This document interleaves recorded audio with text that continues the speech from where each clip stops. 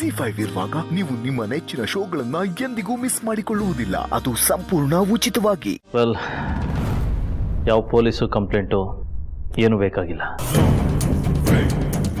ಹೇಗಿದ್ರು ಒಂದು attempt fail ಆಗಿದೆ. ಡೆಫಿನೆಟ್ಲಿ ಅವ್ನು ಮತ್ತೆ ಅಟ್ಯಾಕ್ ಮಾಡೇ ಮಾಡ್ತಾನೆ. ಅವಾಗ ಹಿಡಿತೀನಿ. ಬಿಟ್ಟಿಡಿಯೋದು ಅಂತಾರಲ್ಲ ಹಾಗೆ.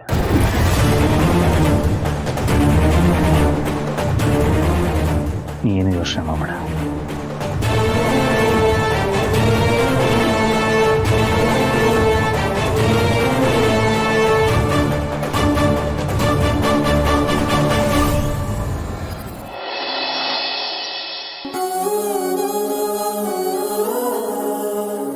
ನೋಡಿಮ್ಮ, ನನ್ನ ಮಾತನ್ನ ದಯವಿಟ್ಟು ನೀವು ಅಪಾರ್ಥ ಮಾಡ್ಕೋಬೇಡಿ.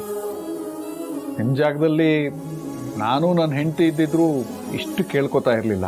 ಲೀಲಾ ನಿಮಗೆ ಎಷ್ಟು ನೋವು ಕೊಟ್ಟರು, ನೋವು ಕೊಡೋ ಹಾಗೆ ನಡ್ಕೊಳ್ತಾ ಇದ್ರು ನೀವು ಅದನ್ನೆಲ್ಲ ಸಹಿಸ್ಕೊಂಡು ನಮ್ಮನೇಲೇ ಇದ್ದೀರಾ. ಲೀಲಾ ಅತ್ತೆ ನಮ್ಮನೆಗೆ ಮಾಡಿರೋ ತ್ಯಾಗದ ಮುಂದೆ ನಮ್ಗಿಲ್ಲಾಗ್ತಿರೋ ಅವಮಾನ ಲೆಕ್ಕಕ್ಕೆ ಬರಲ್ಲ ಬಿಡಿ ಸರ್. ನಾನು ಹೇಳಿದ ಮಾತಿನ ಅರ್ಥ ಬೇರೆನೇ ಇದೆಮ್ಮ. ಅಂದ್ರೆ ನೀವು ಎಷ್ಟೇ ಪ್ರಯತ್ನ ಪಟ್ಟರು ಲೀಲಾ ನಿಮ್ಮ ಜೊತೆ ನಿಮ್ಮ ಮನೆಗೆ ಬರೋ ಹಾಗೆ ಕಾಣ್ತಾ ಇಲ್ಲ. ಅಯ್ಯೋ ಬಿಡ್ತು ಅಲ್ಲಿ.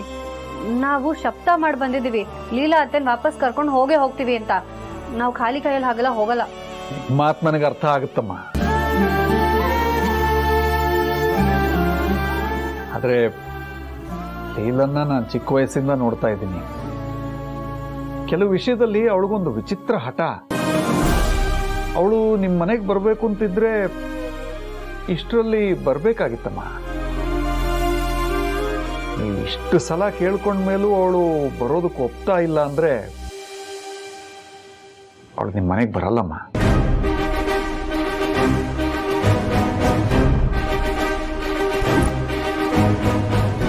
ನೋಡಿ, ನೀವು ದೊಡ್ಡ ಮನೆ ಜನ, ಇಲ್ಲೆಲ್ಲ ನಿಮಗೆ ಕಷ್ಟ ಆಗತ್ತೆ.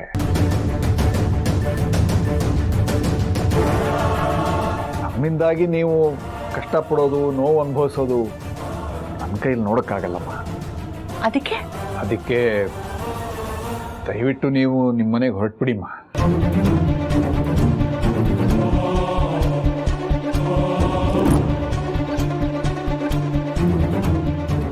ನೀವೇ ಹೀಗಂದ್ರೆ ಹೇಗೆ?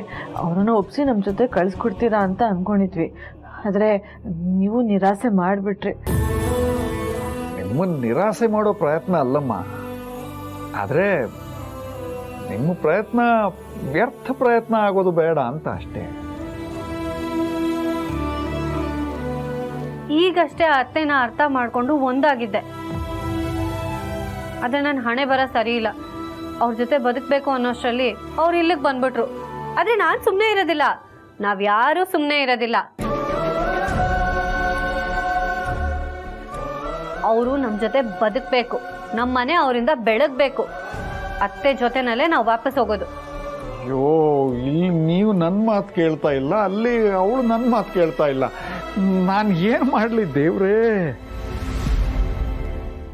ZEE5 ಆಪ್ ಡೌನ್ಲೋಡ್ ಮಾಡಿ ಎಲ್ಲಾ ಸಂಚಿಕೆಗಳನ್ನು ಸಂಪೂರ್ಣ ಉಚಿತವಾಗಿ ನೋಡಿ.